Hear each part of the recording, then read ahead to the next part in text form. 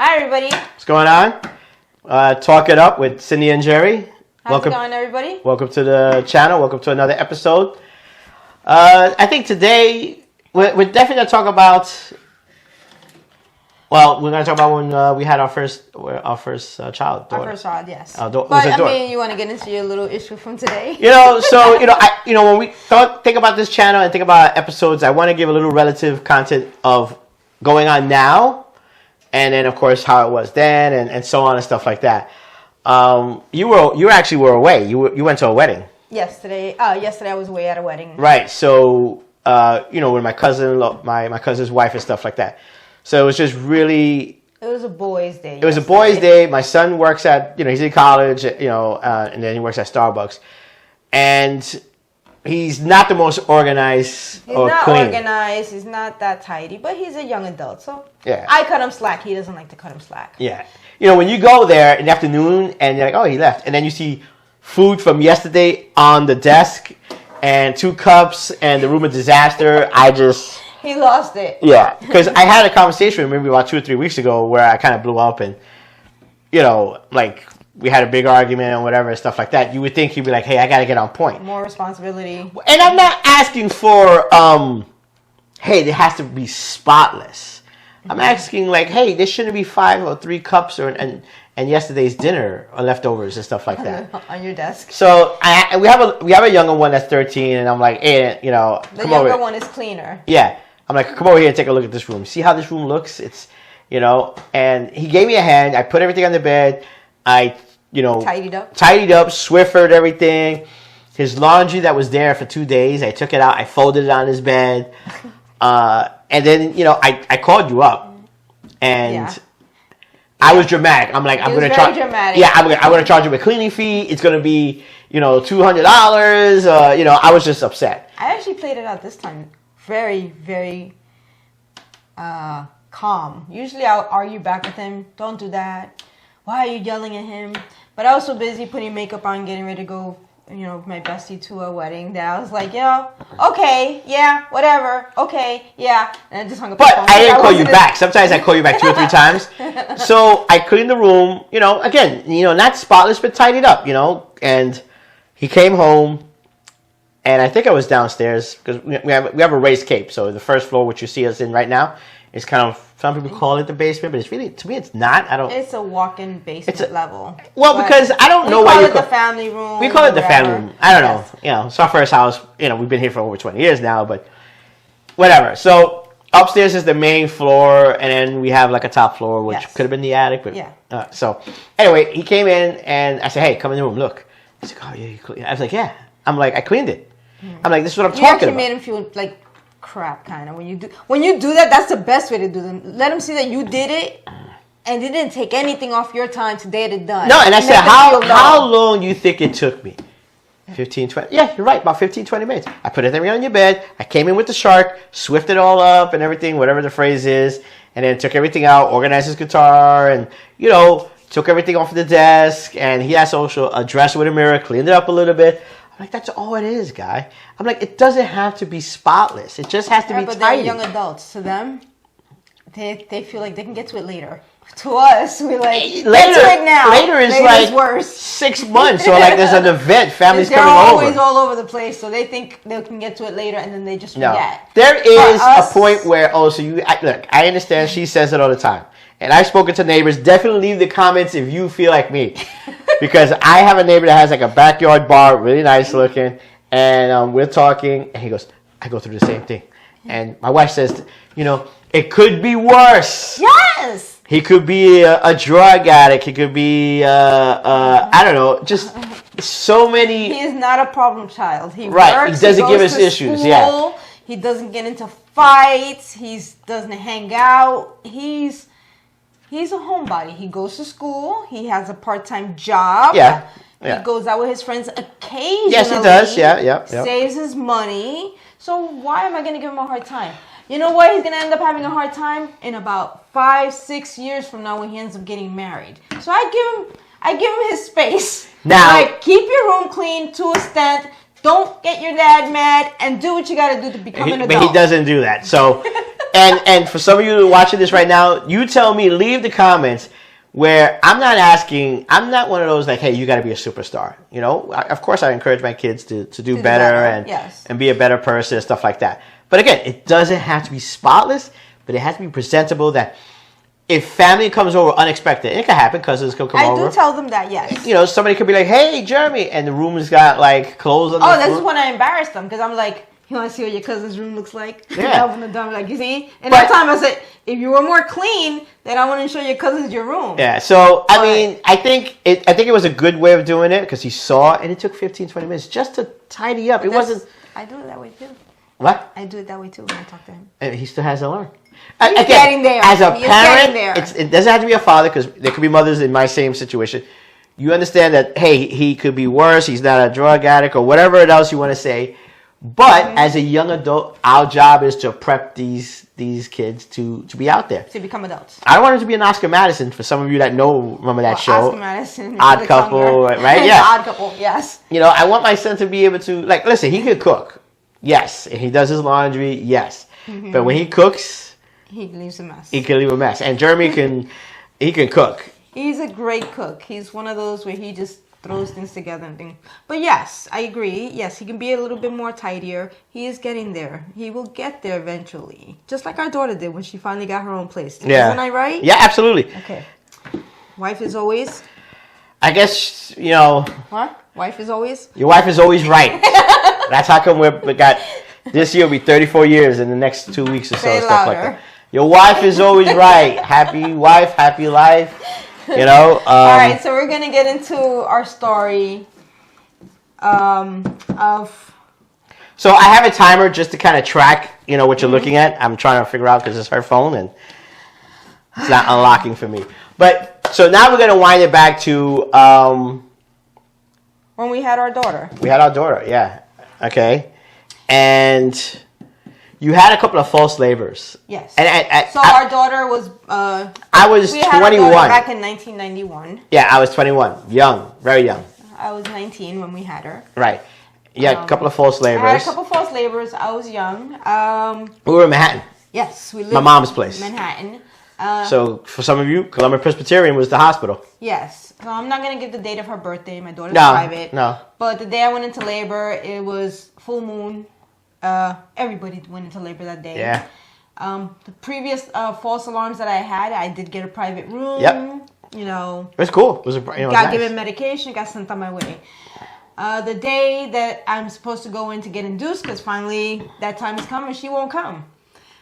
Everyone was in labor, so they you missed it. That's what it was. I missed it by a day. She was supposed to go the day before. And I showed up a day later. Right, but you know, it happens, and they brought us in, but we did not have our own room. No, they put us in a recovery room because it was packed. It was something like out of Father of the Bride too. They said everyone's in labor. It's a full moon. Same thing that same night. Everyone's in labor. They're putting women in recovery rooms together. So there was about 4 or 6 of us in that one recovery room. About 6. Yeah, 3 beds on one side, 3 beds on the other side. Just being divided by curtains. That was it. Right. Curtains. So I'm going to tell you, it was an experience. It was an experience as a young adult, and I don't even think I had any friends that had kids yet. No. And not saying they're mistakes, but no young fathers.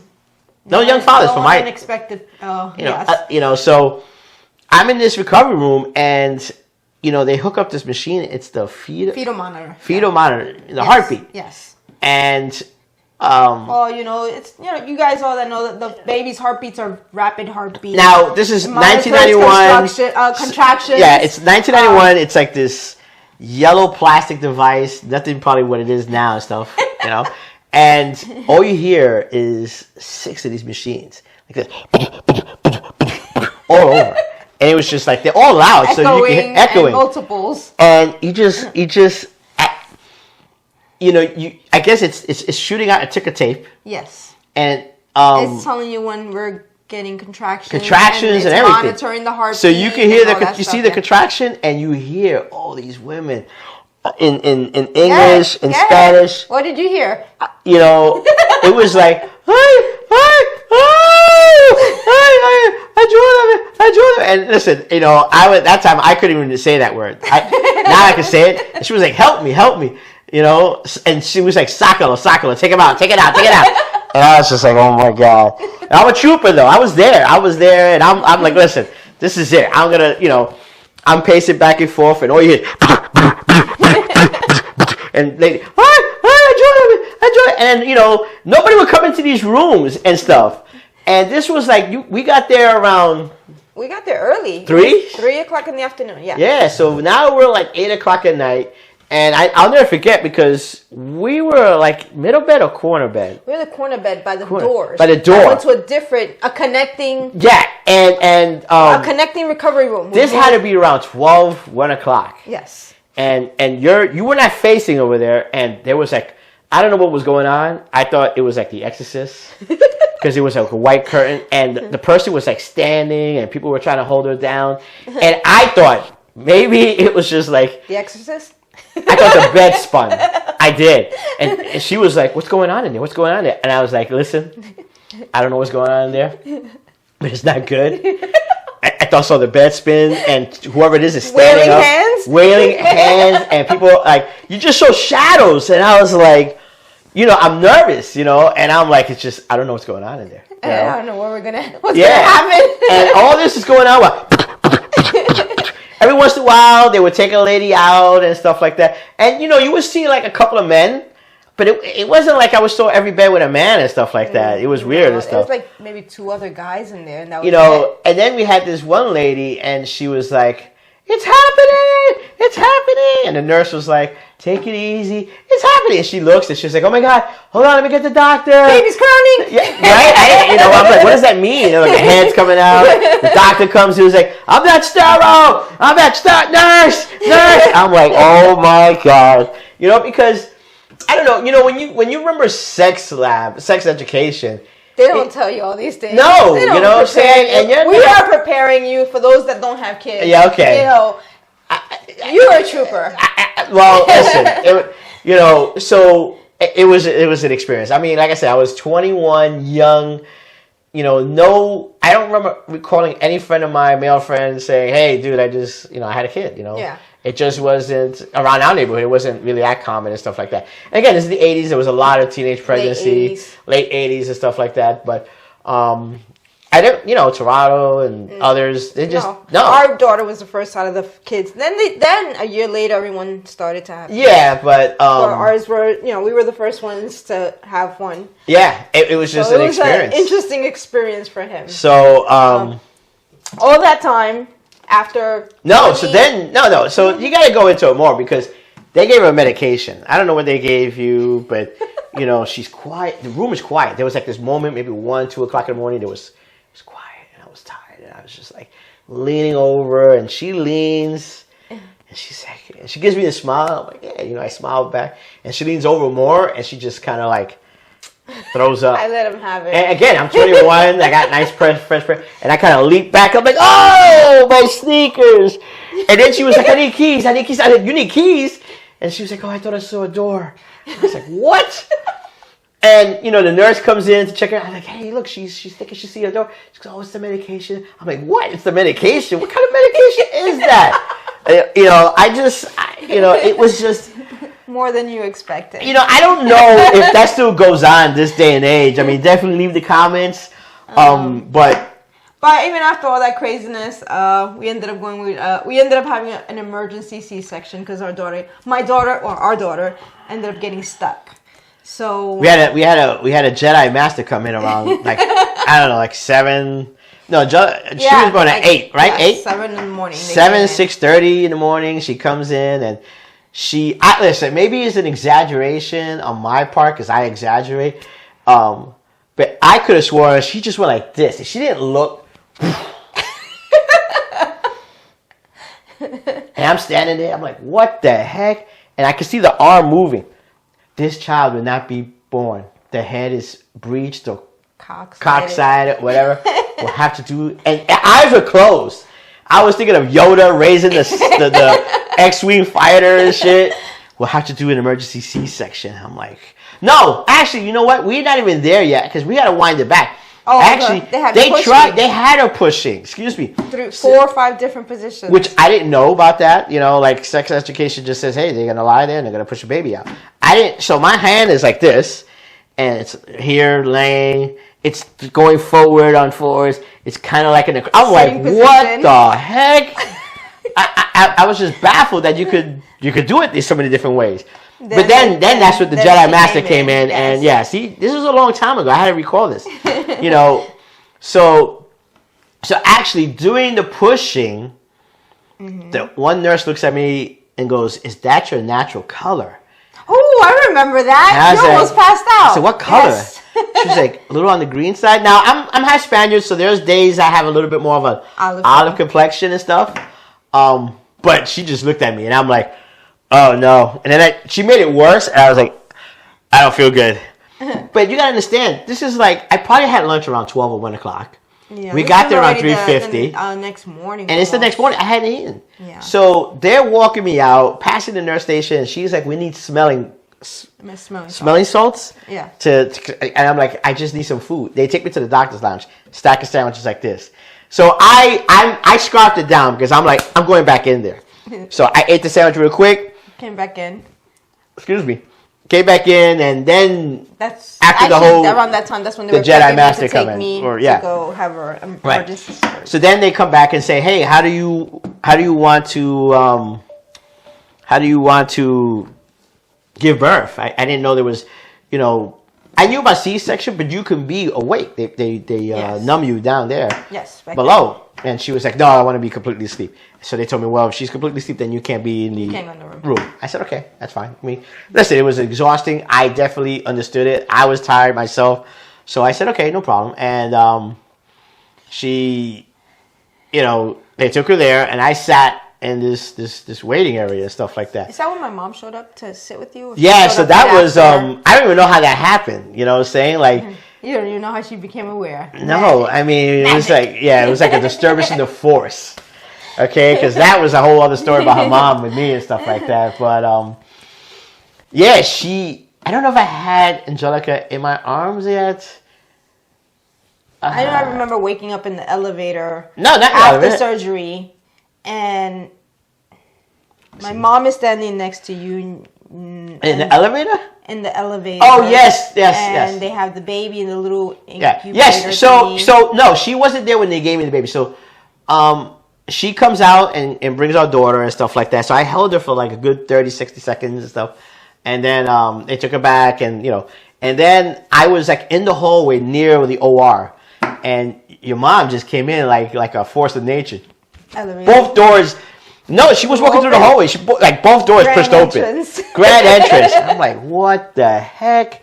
I'm like, how did she know? Because I don't know. Did we call anybody that day? We didn't. We did. You probably had to tell us. We told my sister. We had told my sister that we were going to the hospital. That was all we did. We did tell my mom knew, of course, but it wasn't like, you know. No, we did tell my sister that we were on the way to the she just was in there. Boom. That's it. She came in at the right time. And, you know, she's like broken English. Hey, baby! I said she's in the OR. They're gonna bring her out. She had the baby already. Everything's good and stuff like that, you know. She said okay. She sat there and it was like calm. It was like this eerie silence and shit, you know. Like, all right, you know, she's right next to me, the mother-in-law and shit, you know. No, I love her mother-in-law the best, but she is a tough woman.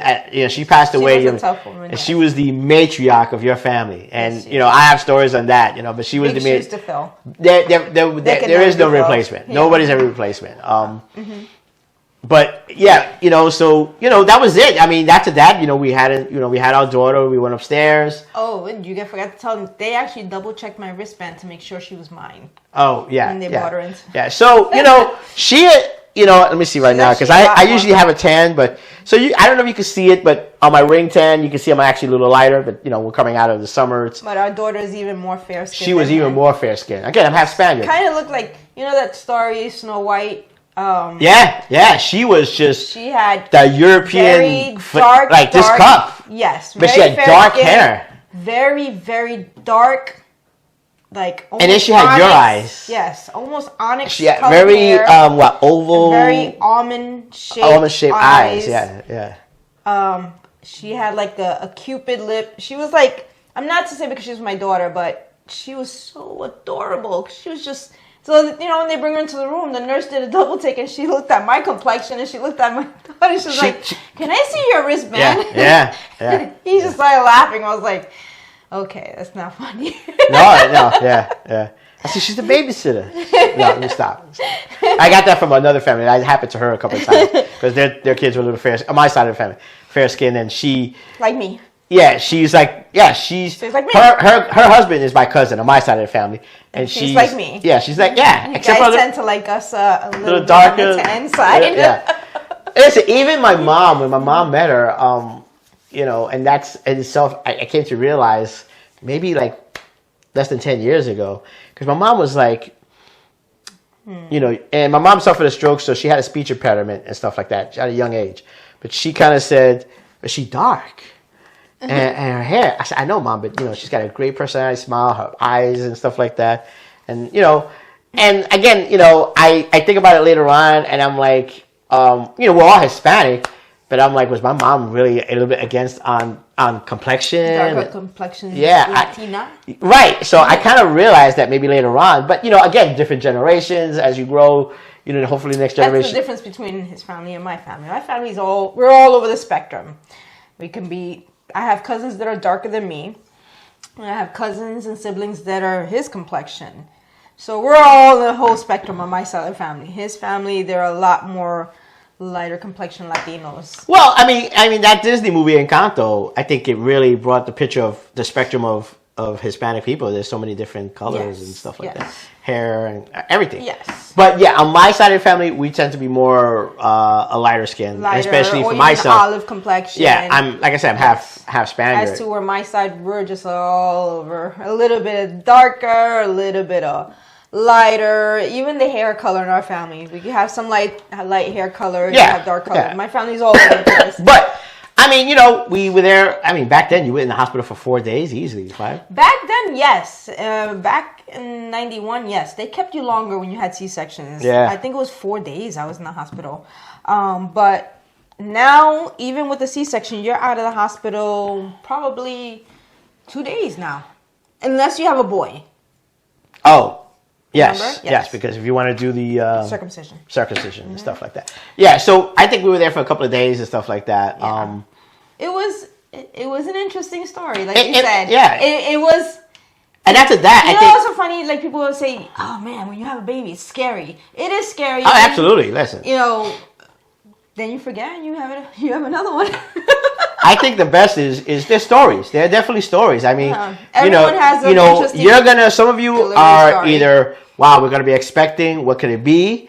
And some of you looking at this and go, yeah, you know, we had our story, or my husband, he freaked out or he wasn't there and stuff. Oh, you have the mellow ones that just, you know, you go to the hospital, you don't have no craziness, because we didn't have any craziness. Like something out of Hallmark and stuff, like it's all nice and everything's quiet. Yeah. Or like Father and Bride, where everything's just crazy.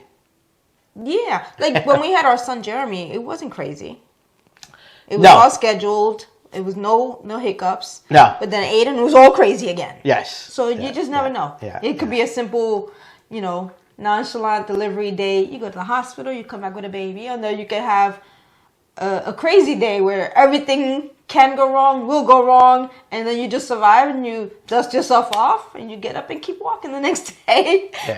Or, you know. So, I mean, you know, that was the story that, you know, I mean, that was, you know, I mean, we tell the story once in a while, everybody laughs about it, but I think, you know, if anything, it's a learning experience.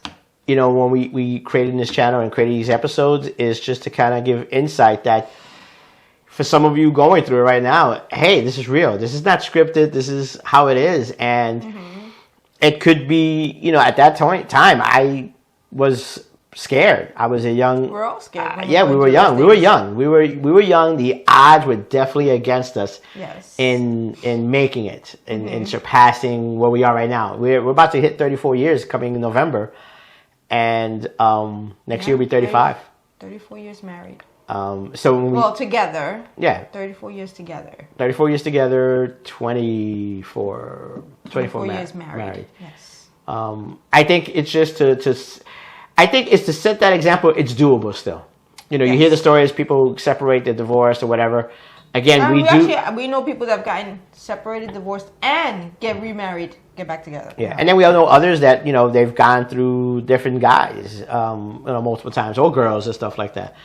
But they don't lose any faith in finding the right one. No. I listen. I mean, is it going to be tough? There are again. We probably said it in the other video. There are tough days. There are tough weeks. I think a good example is COVID. We made the best of it. Yeah, we made the best of it. You heard the stories where some people separated, some people didn't. Some people was a struggle. To be together. But we did.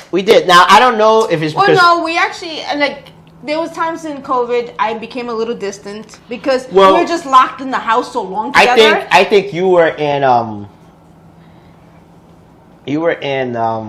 and I don't want to go off topic, but I remember that time you were in shock and awe. Yeah. What was going on in the world. Yeah, so I became the news was pulled away. The news was just like, hey, this is going on. And now, for some of you, I don't know if anybody ever played the game Division from Ubisoft. It came out in 2016, and it talks about a global pandemic. And me and my son, my oldest son, we played the game, so it was like, wow, like certain things were happening, like based on the game. It was so weird and so surreal.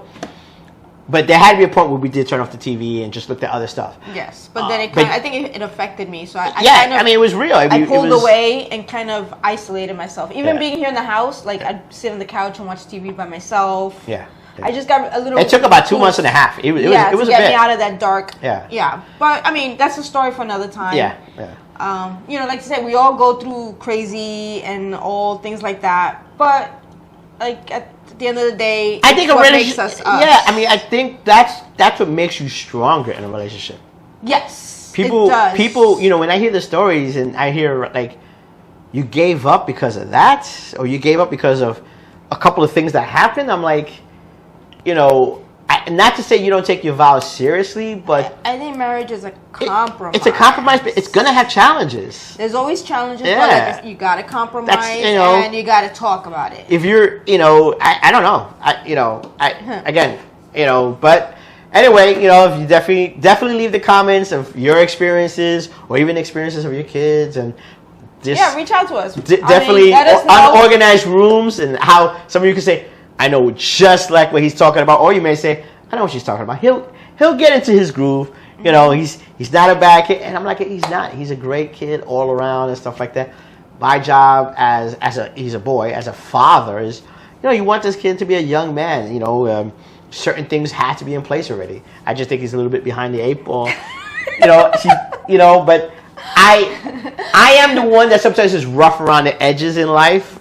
And she is the more you're the motherly. I am. I mean, I could be. You could be. Yeah. I can be rough. Well, I can be rough. I can be nasty. Yeah. But I always tell them, you get more bees with honey. Yeah. Okay. Well, it's a little hard sometimes.